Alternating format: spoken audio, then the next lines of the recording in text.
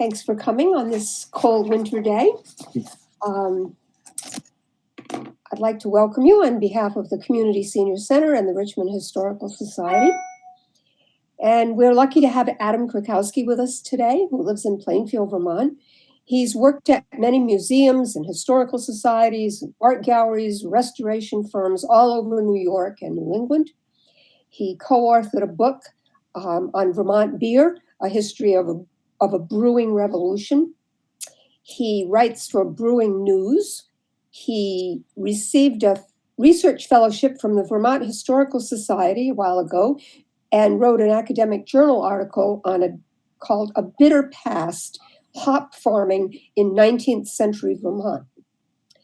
And he's here today to tell us about his book, Vermont Prohibition, Teetotalers, Bootleggers, and Corruption.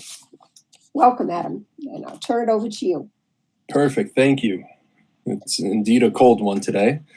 So, the history of Prohibition in Vermont is rather unique compared to all the other states. And I'm sure everybody says, sure, every state is different, but Vermont's roots in Prohibition actually started in the 1850s and were in place till federal Prohibition. So we, if you were expecting just to focus on federal Prohibition, we're actually going to cover about 150 years of Vermont history to get to, the root causes of why federal Prohibition happened and what happened during federal Prohibition. So, I kind of use Prohibition as it's a history, but it's actually part of food heritage. And by food heritage, it's something that I've discussed and kind of even butted heads with folks that, food is actually an alternative history. It's an alternative method of looking at history because the only constants through history is,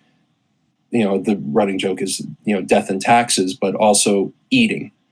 And we need to eat to survive. And, as we've gotten much more high tech in society, food production has been more industrialized and some will argue much easier, but it occupied a huge aspect of both communities and societies.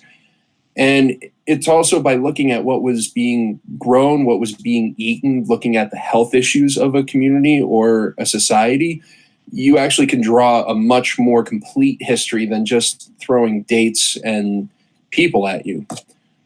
It's also constantly evolving and it's disappearing.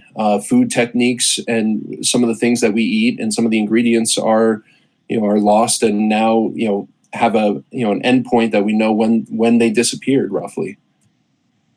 So in the case of Vermont, we're going to just start right at about 1790. And to understand Vermont's relationship to alcohol is also looking at its relationship to agriculture.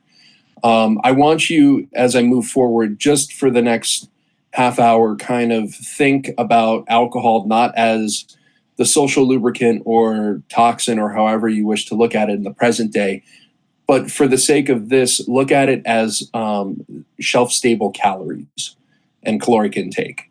It's a big reason why alcohol was such an integral part of society. First off, the most important spot in a community in the 1790s in New England, not just Vermont, is the Malt House. The Malt House was usually attached to a mill, a grain mill, and in it they were able to make calorically or nutrient value products. By malting the grains, they were increasing the nutritional value as well as being able to process and stabilize the product.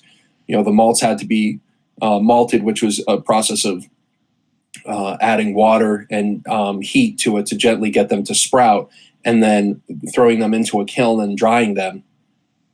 It was actually back-breaking work. You had a malting rake, and basically you were just marching up and down the floor of the malt house, raking the grains as they were getting dried and cooked. But once they were processed, you had the conversion of starch to sugars, that occurred, but then on top of that, it was dried and it could be stored in barrels throughout the winter and be able to be milled into grains as well as used to brew beer and spirits. The first operational distillery was in Middlebury, Vermont. It was owned and operated by Jabez Rogers, And at this time, we don't have these standalone businesses as we do now. I'll use the example of breweries in Vermont now. You can quite literally, with a couple clicks of a mouse on a computer, have grain shipped in from Germany, from the Czech Republic, from Canada, right to your door. You don't even have to really think much aside from planning what you want to brew.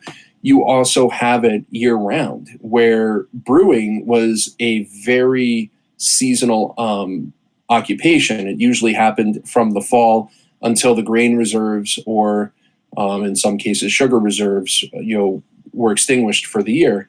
In the case of Vermont, you usually saw that happen through anywhere from February to April, when the brewing season concluded. Vermont in its early alcohol operation actually had a direct tie to President George Washington. Jabez Rogers unfortunately suffered 2 fires at his distillery, and the operation that Jabez was running was a malt house, a brewery, distillery, and potash production, basically using the waste from the wood-fired kilns and being able to create potash, which was used in mortar and other types of fertilizer and so forth. And after the fire happened, and it was a total loss, he actually had 2 fires. And the first fire was a total loss. And he petitioned the state, which then actually reached out to Washington, the President Washington, sorry, and basically stated, look, we've paid all these taxes into a product that never actually was sold, and it's documented that it was a total loss in the fire. And President Washington issued a law through Congress that basically states that in the event of a total loss, the tariffs and taxes paid on alcohol produced would be reimbursed to the producer. So he was able to get money back, as well as the town actually raised money to help him, and he was able to rebuild. A second fire was not on the same level as the first one. He actually had a functional distillery going for about almost 30 years. In the agricultural census for Vermont in 1820, there were over 200 distilleries in the state.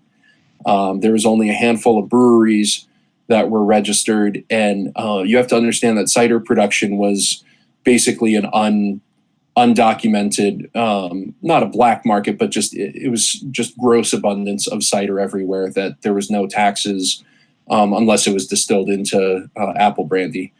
The average consumption at this time period, about 1820, was the equivalent of 7 gallons of spirits. It would be the equivalent of seven 1-ounce shots a day, every day, for every adult in New England. It was an insane amount of alcohol that was consumed, but again, look at it as calories, where this was a valuable way of, having calories that were shelf stable through the winter, whether it be from cider that was stored in barrels in the basements, to beer, to, the most stable of all was whiskey, gin, and other distillates, because they were, once bottled, could last, multiple years. It was also just one of the other aspects was, which I'm not really going to go touch on, but it was also medicinal in the sense that you have the case of adding citrus or other aspects to the distillation, where it was now a source of vitamin C and other nutrients. But in right around 1800 through 1820 was just a massive proliferation of stills and distillery operations. In researching them, the best way that I could trace them was either tracking the fire. The center one there, the Middlebury, February 6th, 1805, was Jabez Rogers fire. That mentions, that he was particularly unfortunate from suffer by fire. But it was also when properties were bought and sold, they were a lot of times a selling point for the home was, as you see on the left, a well-finished distillery and malt house was part of the property. But a lot of times the way that I tracked them was fires. Just every, even in, back in the early 1800s, they loved the above the fold big headline of doom and gloom of, fire. And, one of the sayings of a good friend of mine owns and operates Bar Hill Caledonia Spirits. And he put as a saying over the still and distillation room in Montpelier, from this quote from Peacham, which is, if not with milk and honey, certainly this land overflows with gin and whiskey. And that was referring to Peacham, Vermont. In terms of the Malt House, a lot of them were, doing bartered trades with locals where they were sometimes paying currency, but a lot of times they were exchanging finished products such as whiskey or gin, or barrels of malted flour for the raw materials that were needed. And you found this all over Vermont and pretty much New England. It was this, we're looking for X amounts, and sometimes they would say, in this case, 5,000 bushels of rye, corn, barley. Others were focused on barley, oats, and it really was a currency, if you will, that was in early New England as a means of both being able to trade for goods. Whiskey and gin were valuable trading commodities, and also important lifeline for nutrition and food. Just a quick touch on what they were drinking.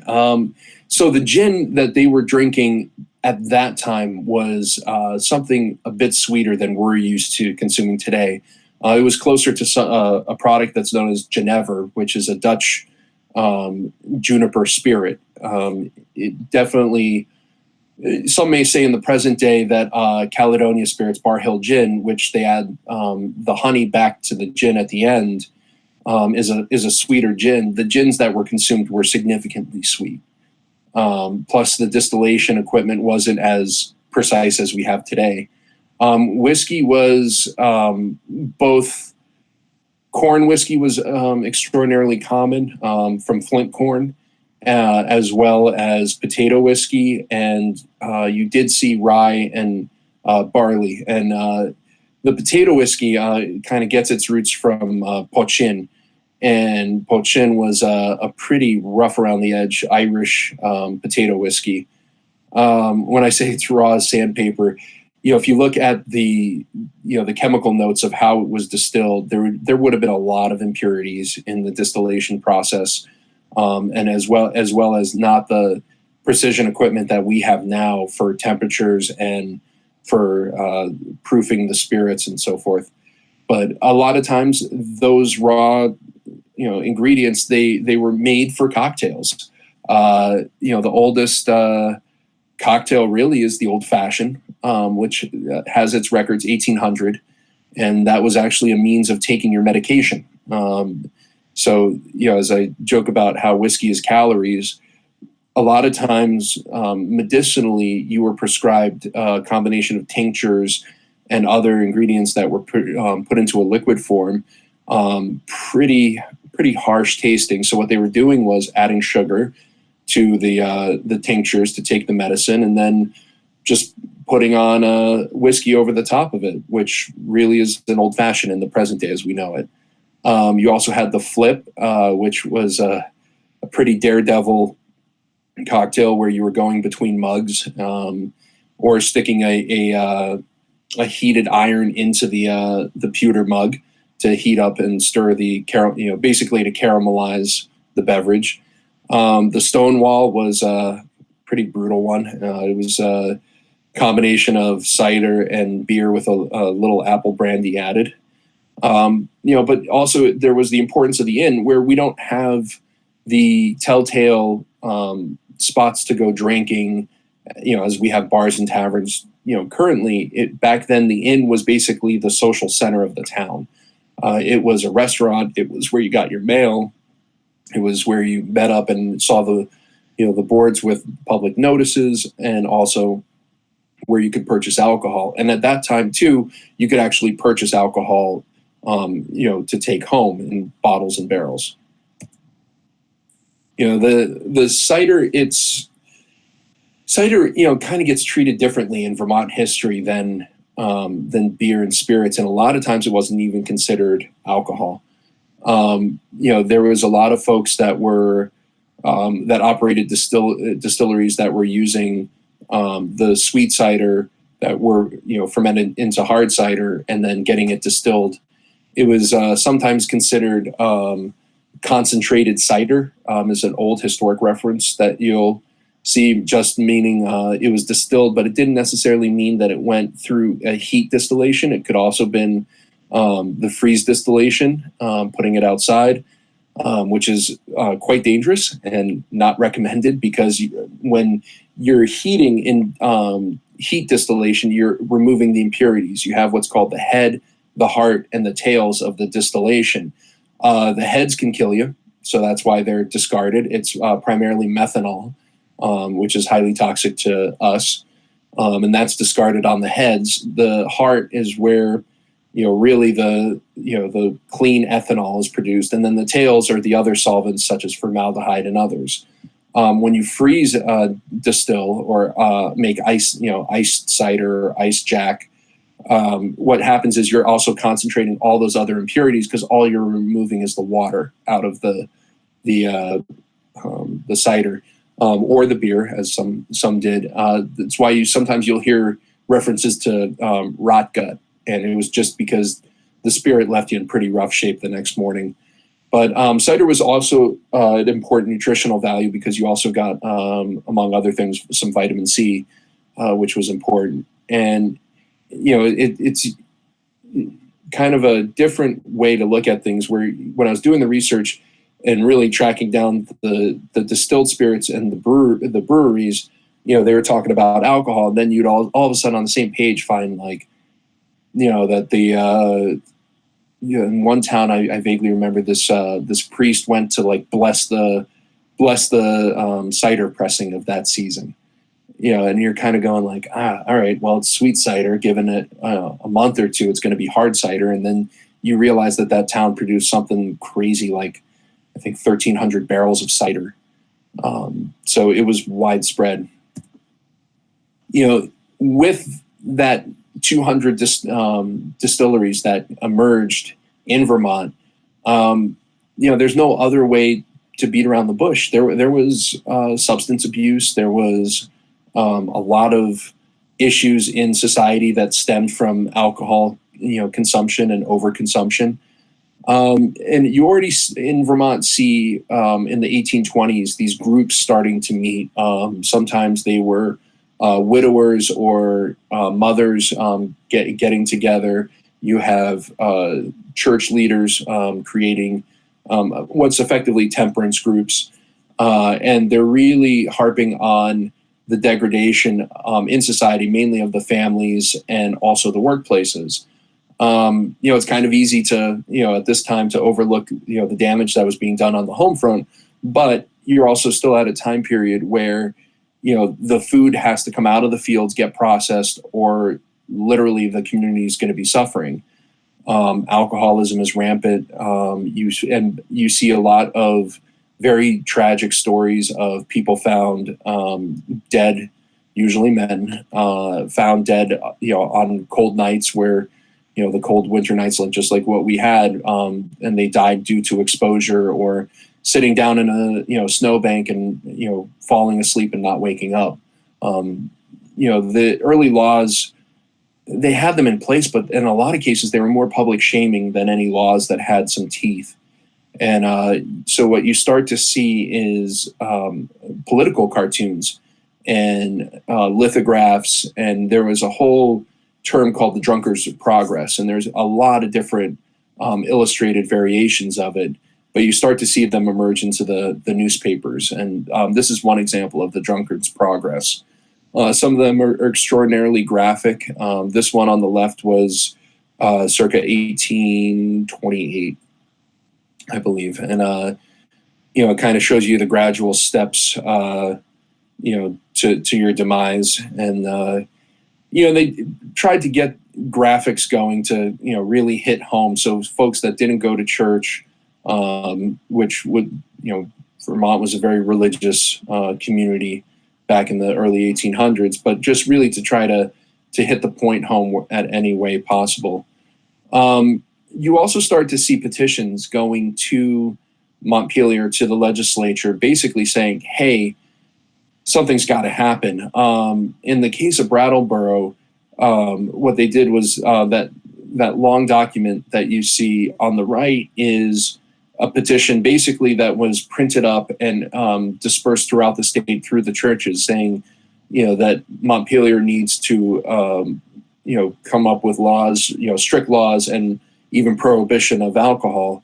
And on the left, a lot of communities at this point, to sign a public document, you had to be, a voter, which was basically a male and a landowner. Very antiquated method, to say the least.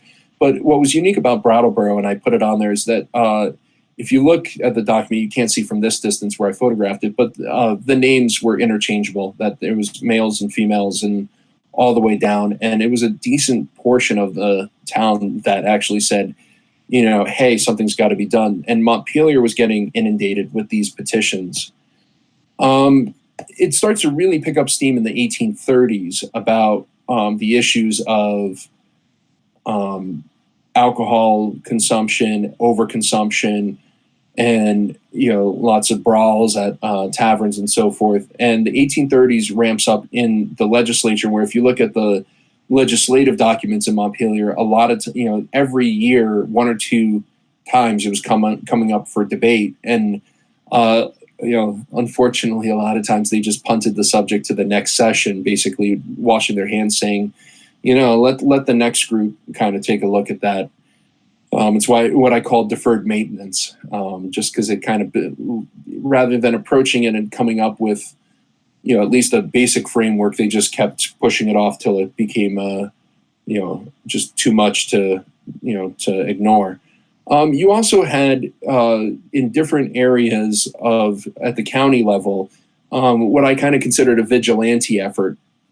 And in one case in Peacham, there was a prosecutor, Bliss Davis, where it was kind of it at least appeared, and I can't fully confirm it, but that he was essentially compensated for finding cases, guilty verdicts on alcohol producers and drunken actions and so forth, as a way to kind of tighten up the community. This was one document that comment that he had. They shudder at the thought of having these floodgates of sin and misery open upon them, because Peacham actually had some pretty strict regulations about alcohol consumption and also alcohol sales. 1848, Vermont starts really what's known as the Noble Experiment. That was coined by Herbert Hoover. In federal prohibition. But essentially what the legislature says is that every county, starting in 1848, gets to decide if they vote dry or wet. And Essex County was the only county that actually stayed wet the entire time. But a bunch of the counties, including some of the largest ones, were flipping between wet and dry. 1850, you actually have Neil Dow spearhead in Portland, Maine, prohibition in Maine. And Maine is the first state in the country to go into alcohol prohibition, although it was short-lived and only lasted, I think, about 8 or 9 years. But Maine now is already into prohibition. And then Neil Dow actually visits Montpelier and really puts a full court press on the legislature, saying about all the positive effects of putting prohibition in place. And so it starts flip-flopping, and then they decide to do a statewide vote. And just a quick context. So right now in Vermont, the legislature's in session. They start after the first of the year, and they go till the end of the session, which tends to be sometime in May.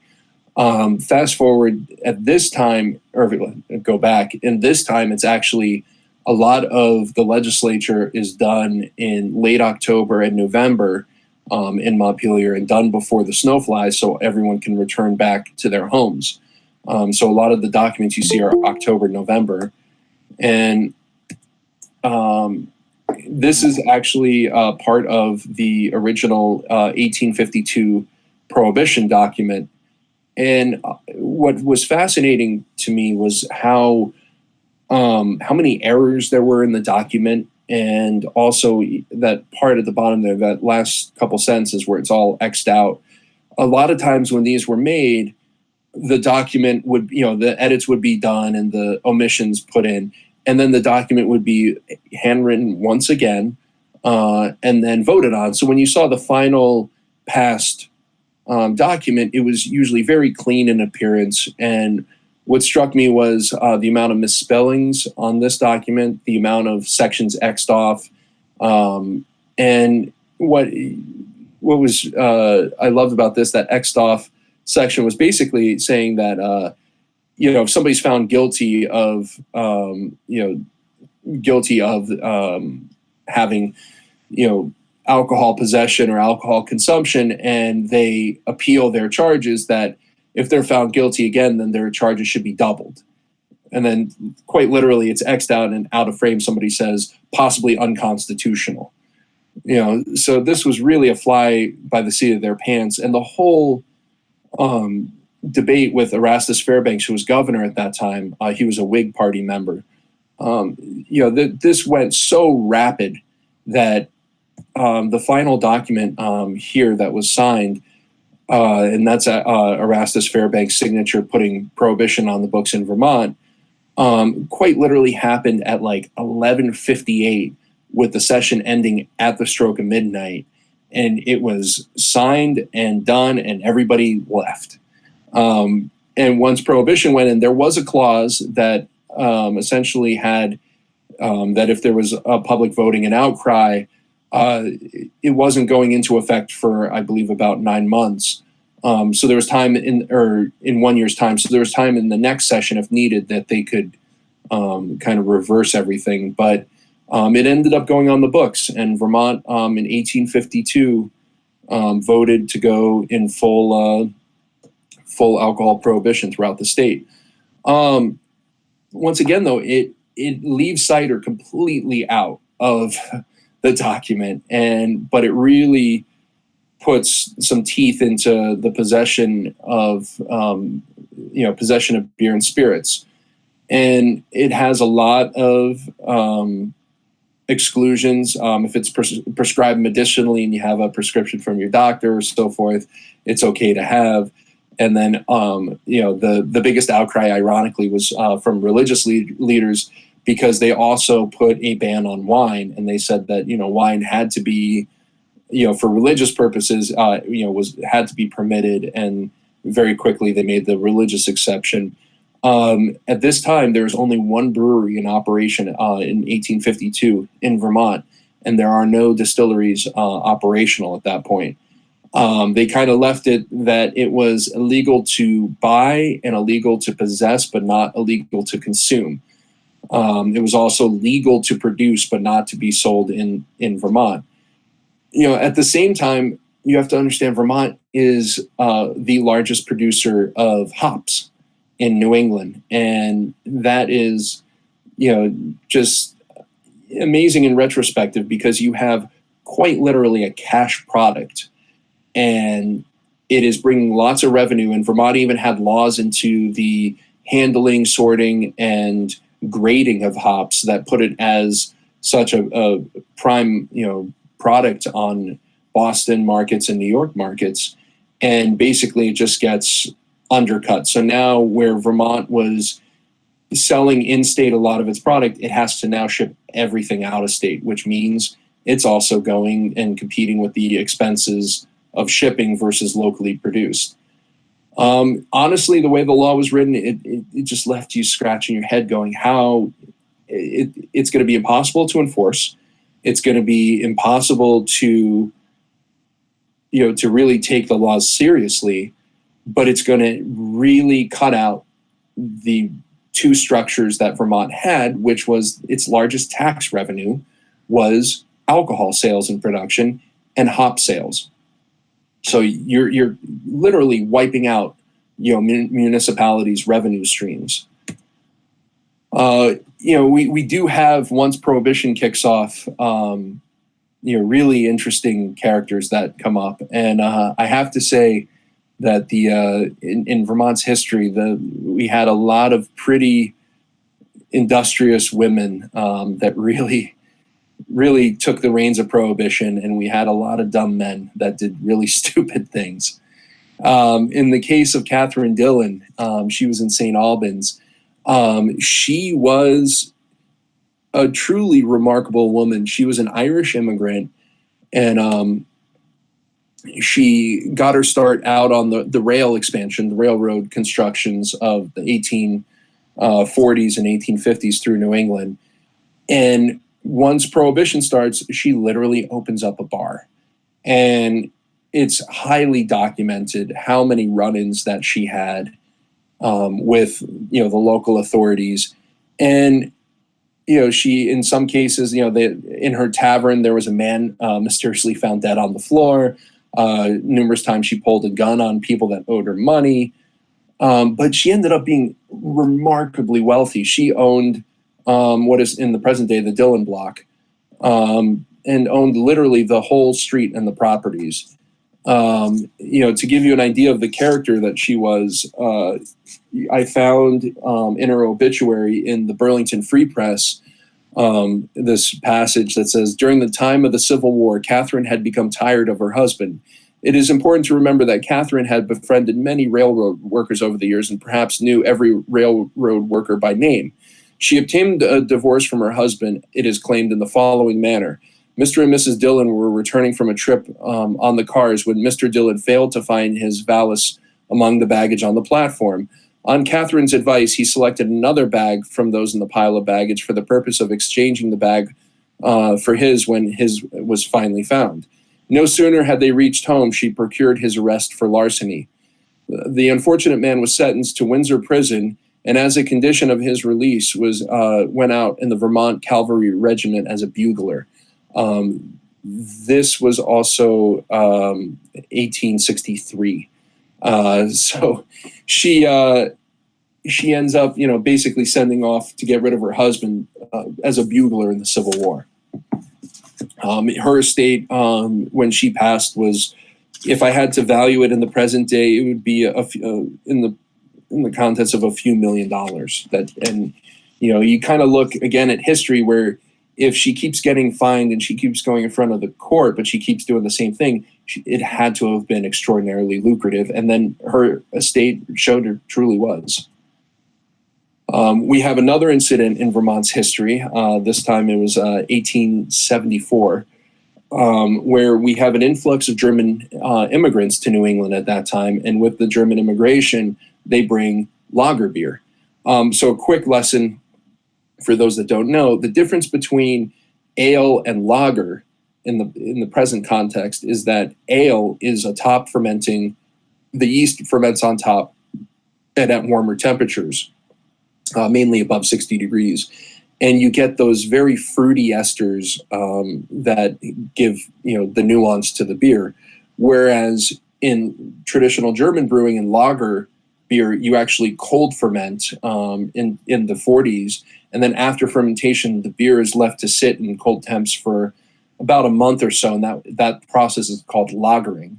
A lot of the German style breweries that opened up in the U.S. in the 1860s through, even the present day, they have, before technology allowed us to have glycol wrapped in cooled fermenters as we do now, they would actually carve the lagering tanks and lagering storage down in stone, basements and sub-basements, just as a way to keep the beer as cool as possible. One interesting side of that is that steam beer, as we know, Anchor Steam Brewing, that's still operational in California, they actually restarted the whole modern craft beer movement. And steam beer was actually the fact that German brewers were trying to make lagered beer in California. and weren't so lucky. So they actually had a bottom fermenting beer at ale temperatures, and it created a unique beer called steam beer. So we don't know what lager beer is necessarily. It's a lot flavor-wise, it's completely different than the beers produced in, traditionally in New England, really from that English brewing tradition. It also is much lower strength than the normal beers that were being produced here. It was much different in appearance. It was clear because it had sat so long that all the yeast and sediment drops clear in the colder temperatures. And so what do we do as a state? We decide to put lager beer on trial. And it gets put in a Rutland court. It gets put on trial as if it's intoxicating or not.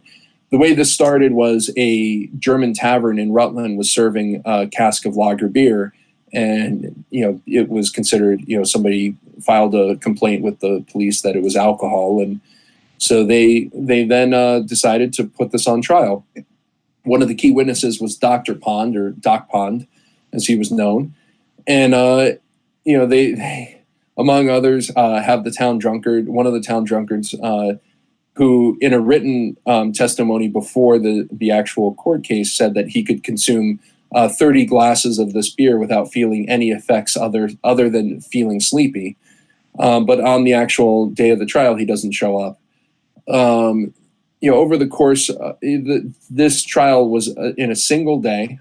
They had 10 doctors claiming it was intoxicating and 10 doctors who stated it was not, and a lot of them had experiences from Boston and New York where there was a German community and beer gardens.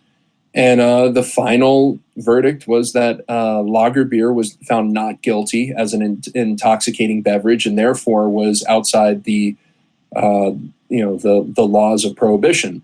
So even though we have a prohibition of alcohol in the state of Vermont, you could go to your tavern and get pints of Pilsner and Dunkel and other German beers. So 1880s is when really the temperance movement gets hold nationally. That you see it spread out in New England, and it really gains its traction with church groups, with community members, and you see in all the different publications, really driving home the horrors of alcohol and the damage it's doing. You'd even see trading cards that has like a young, three young boys and a wife, and it says, do you really want to leave them widowed? And it was, meant to carry and to look at if you thought about going into a tavern. One of the best written histories of prohibition in Vermont, both on the state or federal level, was Emma Goldman. So she visited Vermont, and she documented, some of what she saw in Vermont. She was supposed to give 3 different lectures in Barrie, and the third one was canceled. She was actually forced out of town, which I'll explain in a moment. But in Barrie, you have the huge Italian culture that came over with the stone carvers from Italy. And unfortunately, due to the disease, and I apologize, I'm blanking on the term of it, of the rock dust basically destroying the lungs, there were many widows in Barrie, and they turned to one of the best thing that they knew, which was hospitality and cooking. And Vermont, even in the WPA papers, I don't have that book here, but there's a wonderful book I highly recommend to everyone. It's Mark Kolonsky's Food of a Younger Land. And Mark Kolonsky is a very well-known and highly regarded food writer of the present. And he actually went back to the WPA papers during the Depression and federal prohibition and documented the food. And there's a huge, like a 3-page spread just on the Italian food of Barrie and how well it was known. But the widows were also producing wine, grappa, and apple brandy. This is in the year 1900. But you also start to see prohibition being used as a tool by businessmen and as a form of targeting immigrant groups.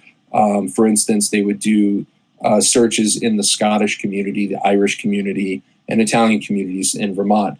A lot of times they coincided with labor disputes that were occurring in the stone cutting and other industries. But for Emma Goldman, I found this from her writings, and it says, Vermont was under the blessings of Prohibition, and I was interested in learning its effects. In company with my host, I made rounds of some private homes. To my astonishment, I found that almost all of them had been turned into saloons.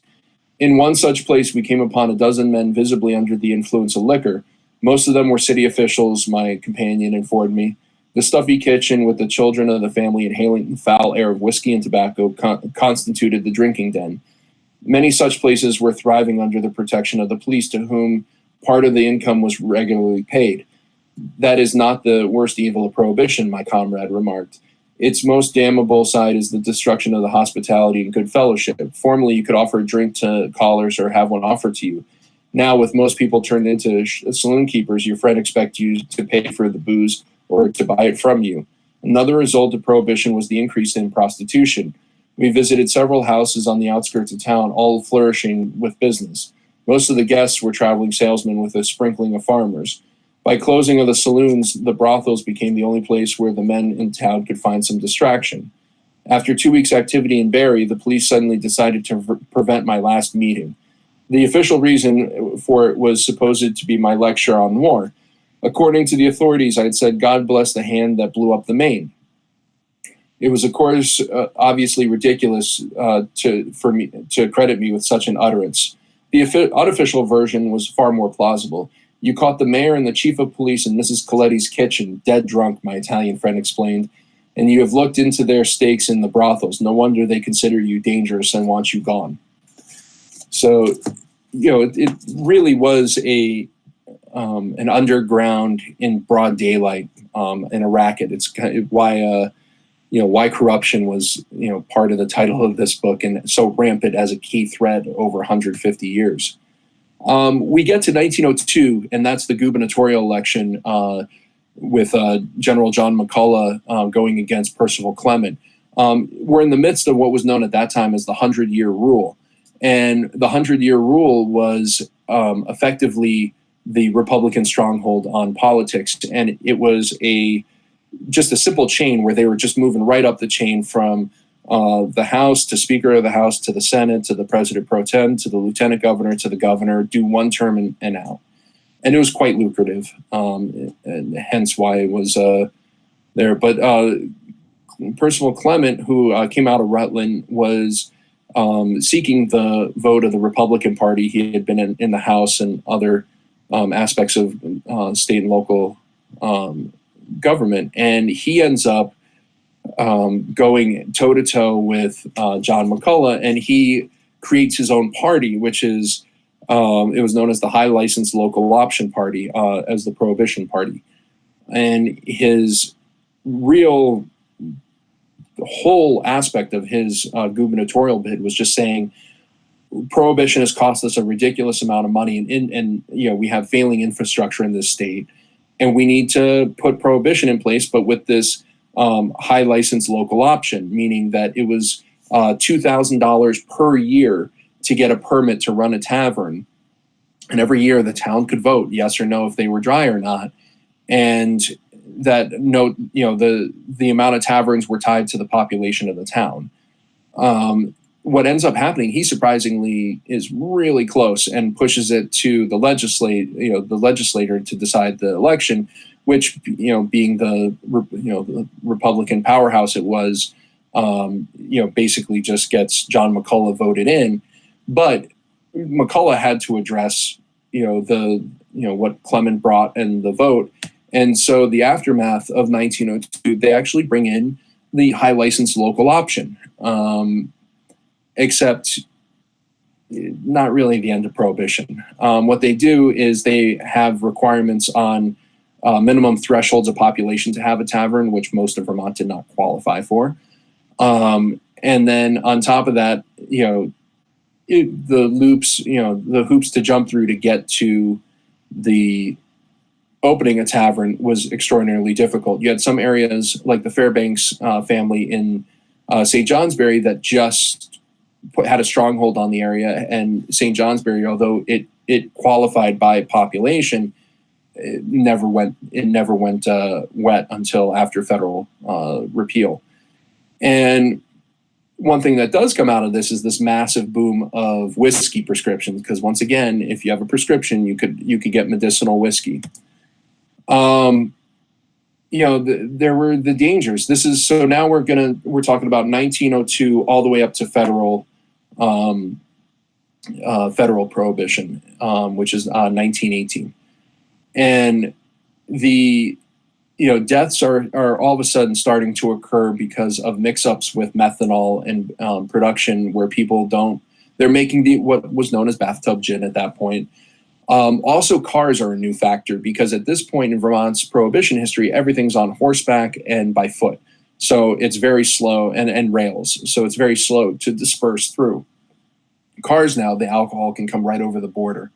In the case of Dr. Bisbee in Bristol, he accidentally screwed up an order of wood spirit, which is methanol, and a barrel of ethanol, and he was selling illegally out the back door of the pharmacy the whiskey, that what he thought was whiskey, and it turns out it was methanol. He ended up killing 16 people in Bristol over a weekend.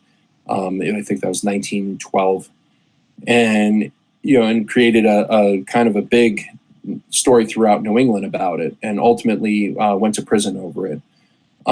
Percival Clement finally gets to the governor's office in 1918 and is very, very proud to get into there. And unfortunately, he was also a staunch advocate against women's suffrage, because he felt that getting prohibition off the books finally, that they kind of went hand in hand, that women were behind the temperance movement, and therefore damaging, having prohibition in, which was damaging the financial influence in Vermont.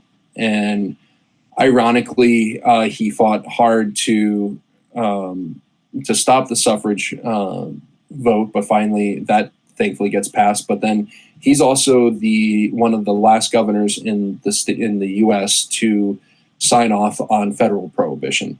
So in the end, he got local prohibition off the books just in time for it to occur federally.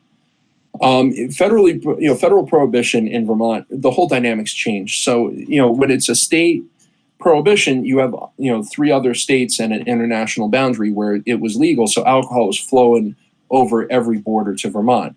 On federal prohibition, you actually now have a situation that Vermont is strategically placed where we're on the international line. So you all of a sudden open the floodgates to criminal syndicates, Boston, New York, coming up through Vermont to do the rum running. A lot of it was coming over the border into getting hid in a lot of cases in Barre, Vermont, in the granite quarries and hiding alcohol. The international line created its own situation, which is the fact that you had line houses, which were houses that were constructed before the formal international boundary. So quite literally, the house spanned the international line. So your living room could be in Canada and your dining room could be in the US. And one of those that took, basically went all in on this was a woman referred to as Queen Lil. And Queen Lil was from Richford originally. She had gone to Boston and then came back to Vermont. She had purchased a property that was on the international line and had been completely burned down to its foundation. And there was a ban on creating new constructions on the international boundary. She hired a high-powered Boston lawyer to come up and argue that it was a remodeling on the original foundation and not a new construction. And she ended up basically having the most house of ill repute in the region. And she had a bar that was in this inn, and it was on a rail track. So if she wished, if they came in on the U.S. side to raid her, the whole bar could quite literally be rolled over to the Canadian side, And if she broke Canadian laws, it could be wheeled over to the American side. Finally, it took a few years, but they came up with the wonderful and brilliant idea to come in both U.S. and Canadian officials at the same time. So they caught her red-handed, and what ends up happening is she goes in front of the district judge in Vermont and basically looks at the judge and says, "Hey, Bill, it's been a while. I haven't seen you around my place," and gets the charges dropped. So Prohibition law, once again, was really a scattershot of, just local, local state laws, local laws, but really local enforcement. The biggest focus was really on the border, which was federal inspections and federal handling. We even have one case where Al Capone was known to come up into Vermont and stayed at Highgate Manor. And one of the oral histories I found basically said about how Mr. Capone was a lovely guest, that he was warm and generous, and was a very good checkers player, and the owner of the inn would play checkers with him and and smoke cigars, and then basically at dawn the next day he was gone, but had paid and left a generous amount of money for his stay. The lasting effects of Prohibition, as I wrap up, it's we have a piecemeal law system set up. So it took 100 years for a brewery to reopen in Vermont. That was Catamount Brewing, that reopened. And in the case of Vermont Pub and Brewery, they had to change laws to open because of the fact of the notion of having a kitchen and a brewery in the same facility. One of the other things is called the Tied House Law. Basically, you have the three tiers. You have production, distribution, and sales. In Vermont, you really can pick one and only one. So if you own a brewery and you own a tavern, even though they're not attached, they can be in different towns, you cannot serve your alcohol that you produce in that brewery. The exception to the rule is brew pubs, where obviously it's produced on-site and sold on-site. It's in many ways archaic laws. There are actually some in New England and the U.S., there's still dry counties from federal prohibition. And there's towns, even a couple towns in Vermont have prohibitions technically on the books, even though it's not followed. Most of the laws for prohibition, most of the laws on alcohol in Vermont actually come from the 1960s and not from prohibition. There was kind of a bunch of conservatism that happened in the 1960s, and the laws kind of got piecemeal together. And as we speak in the legislature and the state legislative bodies looking at changing some of these laws in the current session. This was a great image that I had found, and this shows in 2012, blue is where it's perfectly legal for alcohol production, consumption, and sales. What we call moist or dry counties have laws in place either restricting the production or the sale, and then or distribution. And red are still fully dry counties that are in the U.S. And obviously, in the last 10 years, things have changed, but it still goes to show you that even in recent times there were restrictions. And even in the case of Utah, there was cap at 3.2% alcohol by volume for beer to be sold, and otherwise it had to be sold in quote unquote clubs or state control. Laws are still really much in place in Vermont that restrict the industry as a whole, and really in terms of just distribution and tax laws. A couple of years ago, it was finally legal for a bar to offer a flight of beers. It was technically illegal because there was a law in the books that you couldn't have two open containers in front of you at any time. The craft beer industry now has, I think it's even gone up to 4% of the state GDP directly comes from the sales of craft beer that's produced in Vermont. Just a great example of the modern bootlegging that's still happening. Our neighbors over in New Hampshire, with their tax-free sales on beer and liquor, We have a lot of cases of people in New York cutting through Vermont, going to New Hampshire to stock up. And this was just one random case that I pulled that he got nailed. This gentleman did multiple trips, and he got nailed. And this was the arresting photo there, that he was transporting. He got nailed in this case with 757 liters of alcohol.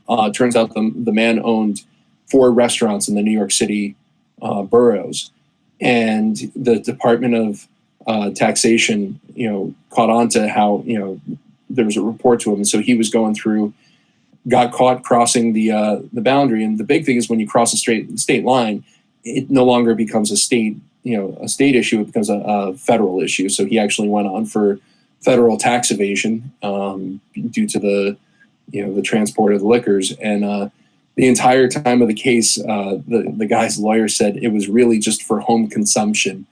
To give you an idea of 557 liters, of alcohol, that's close to 10,000. That's close to 1,000 bottles of liquor.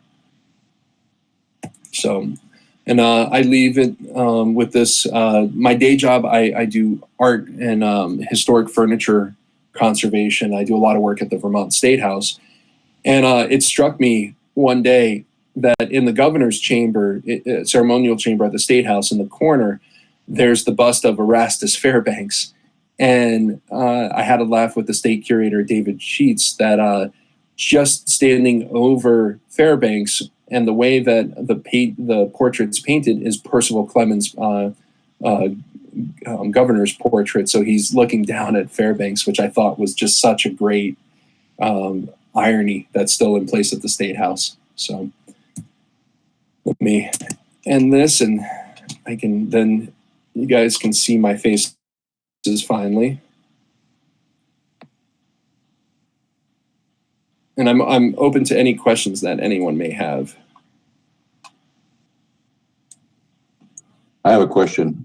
Initially, you listed that the 7 gallons a year and 7 shots a day. Yep. That doesn't work. Being a math teacher, a former math teacher.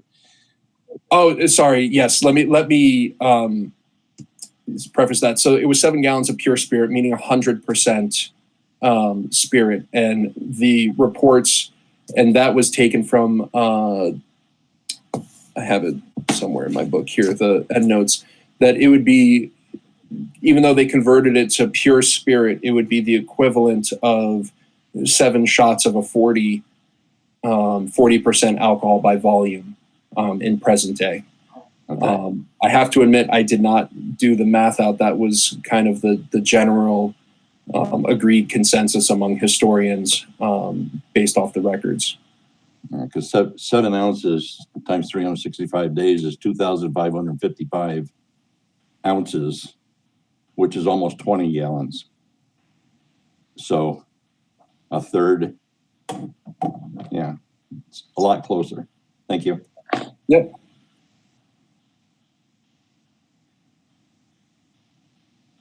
Anyone else?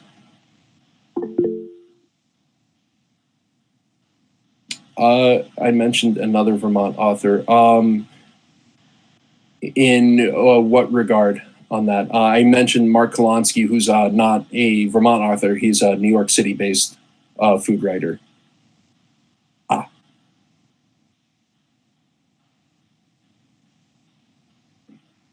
He also wrote books called, usually they were one word. So in his case, that book was Food of a Younger Land. But he also has wonderful books that I highly recommend on New England focus, is simply called Cod, as in the fish.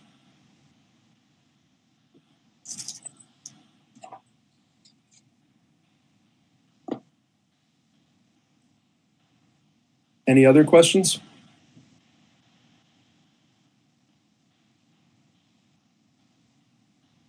Well, I guess you said everything, Adam. Perfect. So feel free also, I'm happy to answer questions by email as well. So, I'm always happy to, to discuss the history of it. So Thank you so much for coming. It was really interesting. not a problem. Thank you so much for having me. And again, always happy to share this topic. I think it's often overlooked. Great. All right. Well, I will be signing off. Thank you again, everyone. Thank you. Bye-bye.